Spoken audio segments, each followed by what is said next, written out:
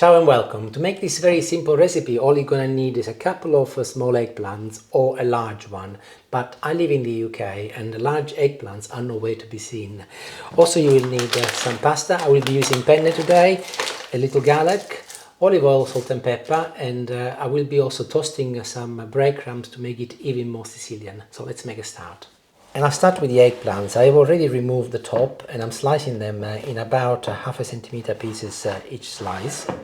These eggplants have been in my fridge about a week, so you can see that they're beginning to look a little bit old, and but they're still very good, so nothing wrong with them at all. I've made 4 little piles and I've put them on top of one another, and I'm now slicing them in about half a centimeter strips. I will be blending them eventually, so I'm cutting them in very small pieces, about half a centimeter cubes. I'm now looking for a largish clove of garlic. Here it is.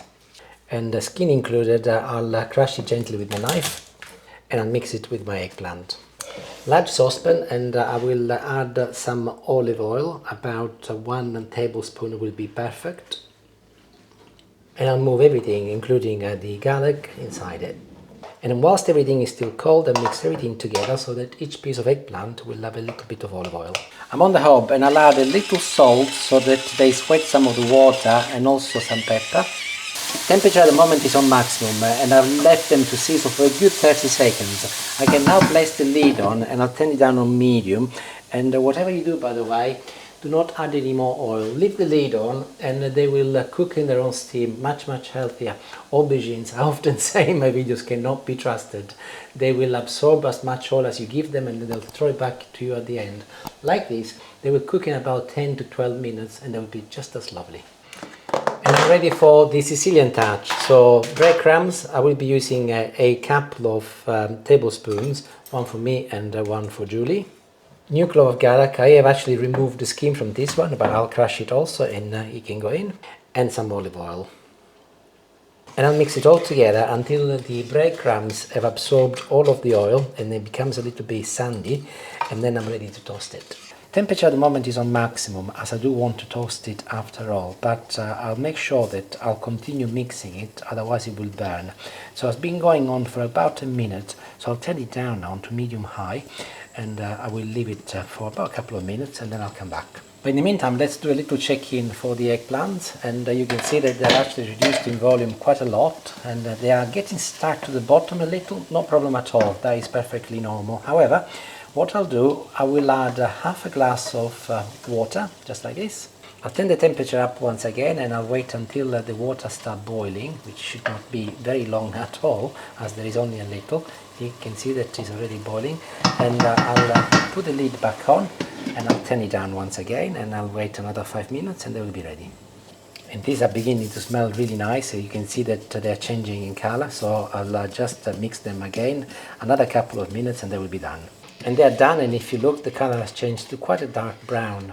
Also, I have removed the garlic from my breadcrumbs and added to my eggplant. You can of course get rid of it altogether if you want. A tiny little amount of salt and some pepper. You can stop now if you wish, but I like to also add a few chili flakes to mine. Not a lot, otherwise Julie will complain. And a little parsley, which I've picked from the garden this morning. By the way, the reason why my breadcrumbs are also a little bit darker than normal is because when I made them, I used 2 varieties of bread, and one was very dark, so that is why it's got a color. But I'll just taste it before I go any further, and I'll let you know what it's like. Oh, they're lovely and crunchy and tasty. In the meantime, my eggplants are ready and they look absolutely beautiful. They are lovely and translucent and very soft, and there is a little bit of liquid at the bottom, which is ideal. So I've got a little glass jar over here, and I'll just move them inside like this. Garlic included, of course. Here I've got some fresh parsley from the garden, but that is not enough. So I'm going to be supplementing with some parsley, which I keep in the freezer. And that is mostly for winter use, but I need to buy myself a new plant, so a generous amount of parsley goes in. And I will be blending this in a moment, but I'll just take a quick look to ensure that it's the right consistency. Yes, I'm very happy with it. So here is my blender, and I'll blend away.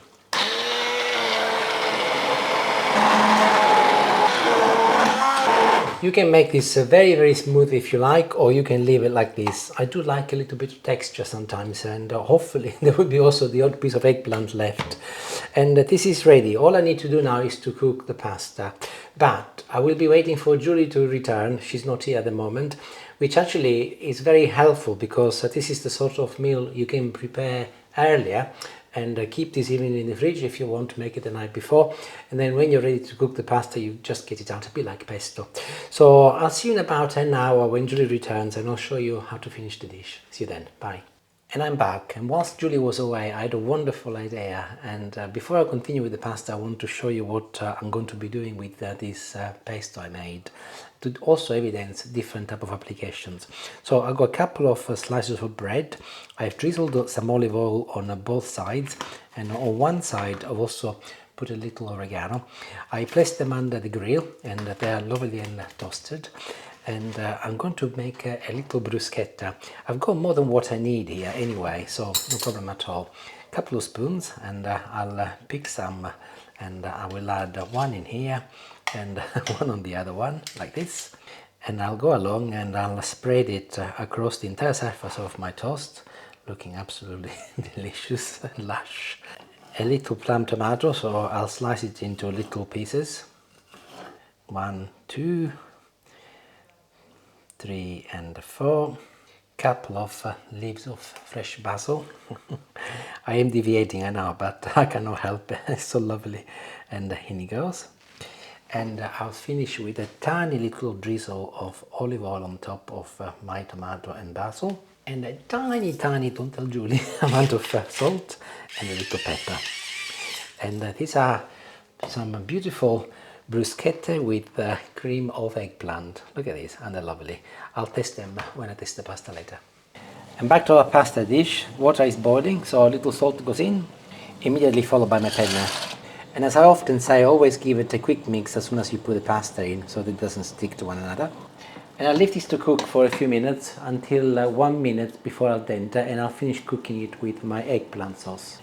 Talking of which, I can put it back on the heat and warm it up.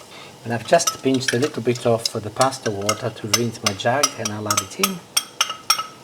And this is exactly the same process you would follow if you were to store it in the fridge overnight and cook it the day after. So just reheat it slightly, but not too hot, otherwise it will get too dry. Just enough to keep it warm, and then it will finish cooking with the pasta. My pasta is nearly ready, so as I often do with these things, I'm going to pinch a couple of ladles of pasta water, which is lovely and starchy, and I'll keep it here actually in the same jar where I did my mix earlier, so that it will gain some of the flavor.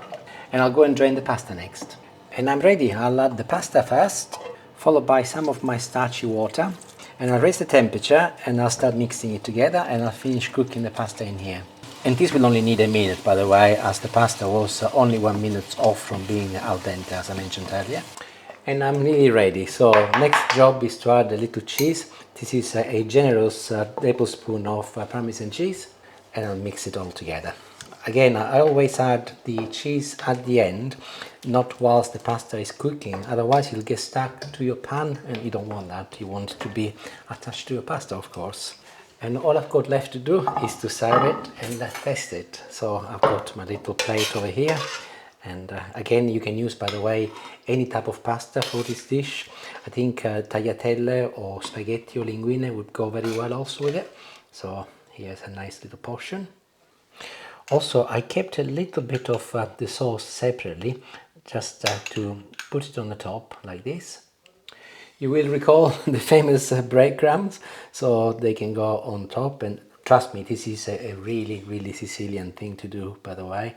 So sprinkle as much as you like, and I will put my 1 tablespoon in here.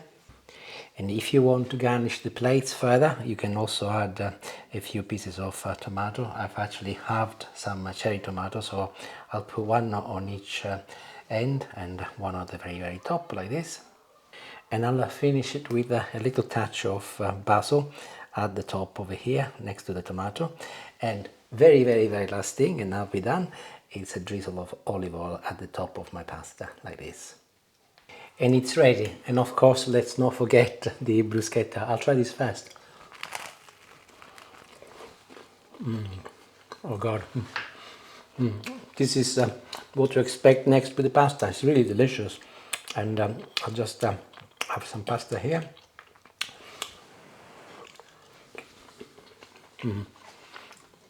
You know what?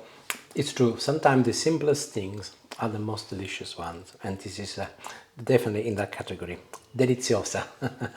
Make it and you will really, really like it, I'm sure. Arrivederci, buon appetito, and thank you for watching. Ciao, ciao.